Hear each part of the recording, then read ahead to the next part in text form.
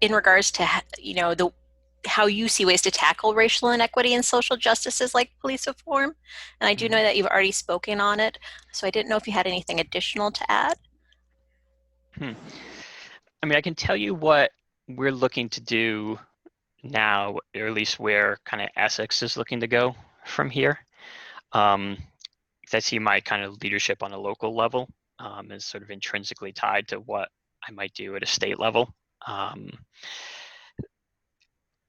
or at least the current proposal, is that when we bring back the police to the table to speak with the community as well locally, I think we're going to be looking at a couple of things. One is to have the Peace and Justice Center sort of take center stage with setting up those conversations and being the facilitator between the community and our local police. Um, I want to see us expand our uh, role with the Howard Center. I asked a question of the representative from the Howard Center. For those who don't know, Essex Police has for a couple of years already moved towards a mechanism where rather than sending a police officer, where a social worker or where someone who is experiencing a mental health crisis, a situation like that is ongoing. We have a partnership with the Howard Center where they would have someone who they could send out, um, you know, better someone who is qualified to deal with that situation rather than a police officer, with a gun. Um, I would like to see that expanded quite a bit.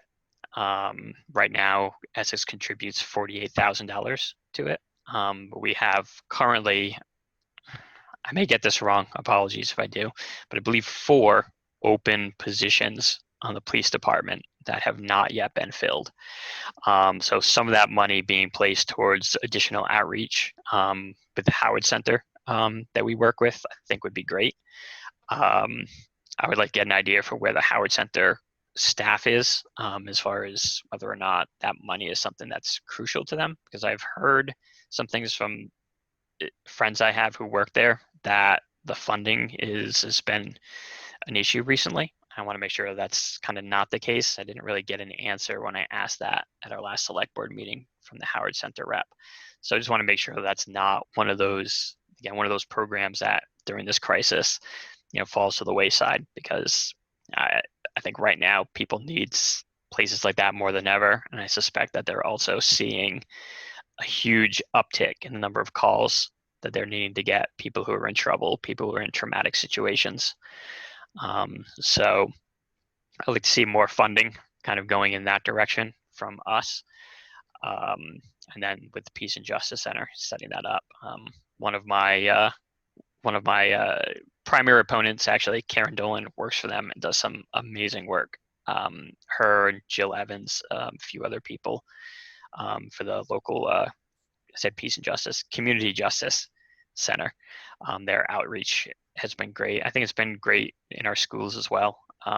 They've handled youth issues, where we don't want to get someone into the juvenile system, but instead can do, you know, uh, more rehabilitative approach towards, our how we solve problems in our community.